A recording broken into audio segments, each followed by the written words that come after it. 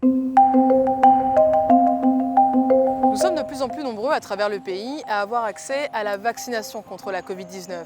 Et soyons clairs, c'est une très bonne nouvelle. Malgré cela, il faut le rappeler, l'immunisation n'est pas immédiate. La plupart des vaccinations requièrent 2 doses et parfois ça peut prendre plusieurs mois pour avoir accès à la deuxième dose. La question que je me pose, qu'est-ce qu'on peut faire et ne pas faire après avoir reçu la première dose d'un des vaccins? Je me trouve aujourd'hui à l'hôpital Sunnybrook de Toronto où le docteur Jérôme Leis a accepté de nous apporter quelques éléments de réponse.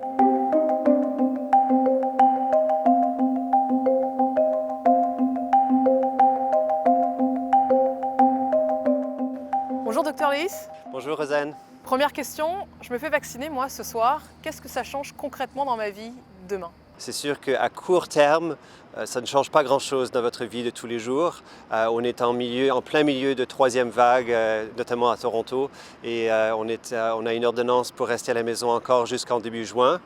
Et même si une personne a reçu sa première dose, les mêmes mesures sanitaires s'imposent. Il y a quand même une certaine efficacité, une certaine immunité qui va quand même se développer après la première dose.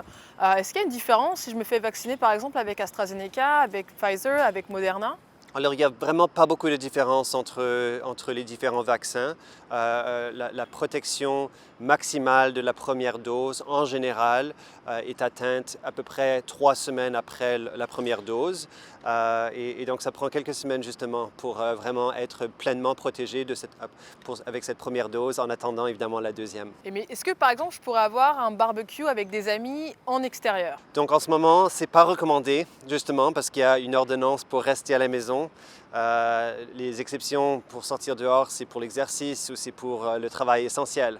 Mais si on parle juste d'une question de transmission de virus et qu'on met un peu de côté les restrictions qu'on a en ce moment en Ontario, est-ce que la première dose finalement nous protège quand même un peu plus que si on n'avait pas du tout eu de vaccin? C'est sûr que le vaccin diminue le risque de transmission et ce bénéfice est encore plus important après 2 doses de vaccin.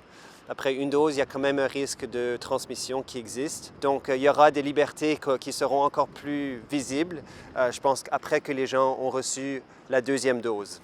Combien de temps après la deuxième dose on peut vraiment comme sentir un petit peu plus libre dans notre façon de vivre? 2 semaines après la deuxième dose, on sait qu'on a maintenant la protection maximale avec les vaccins. Et c'est dans ce contexte, je pense, qu'on aura des recommandations qui vont venir en Ontario qui permettront à ces personnes qui ont 2 doses d'avoir plus de liberté et plus d'autonomie.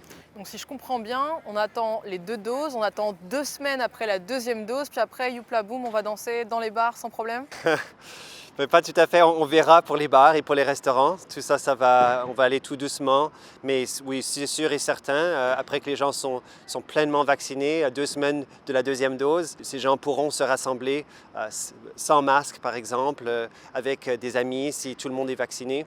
Je pense qu'on va continuer à porter les masques dans les endroits publics, parce qu'on ne peut pas déterminer qui est vacciné et qui ne l'est pas. Donc, il faut quand même avoir des mesures assez standardisées dans des endroits publics. Mais oui, de façon générale, les gens pourront regagner un peu et reprendre leur vie un peu plus normale. Mais on sait que la deuxième dose, ça peut prendre quand même plusieurs mois avant qu'on puisse y avoir accès. Ça veut dire quoi? Ça veut dire pas de barbecue du tout durant l'été? Je pense qu'il y aura des barbecues. Je pense que ça sera vers la fin de l'été. Alors, il faut tenir encore. Une chose qui est très encourageante à cet égard, c'est que la provision de vaccins va vraiment s'améliorer. Finalement, je pense que les gens auront, de façon générale, l'opportunité de recevoir leur deuxième dose avant la fin de l'été. Mais en fonction de la provision, j'espère que la plupart et la majorité de la population auront reçu les 2 doses cet été et qu'on puisse se réjouir au moins du mois de juillet et sinon le mois d'août pour avoir des rassemblements un peu plus normaux. En tant que médecin, qu'est-ce que vous avez envie de dire aux personnes qui viennent de recevoir leur première dose et qui pourraient croire éventuellement qu'on est un peu plus protégé et qu'on peut être un petit peu plus laxiste sur les restrictions sanitaires qui sont présentement en cours? Mais merci d'avoir reçu votre première dose, mais il faut continuer à se méfier quand même. Le risque de transmission n'est pas zéro. On peut mettre les autres à risque, on peut se mettre à risque aussi. Il faut malheureusement continuer à suivre les mesures sanitaires. C'est difficile, ça fait longtemps qu'on le dit, mais ça veut dire que vous êtes une étape plus proche vers une liberté plus importante.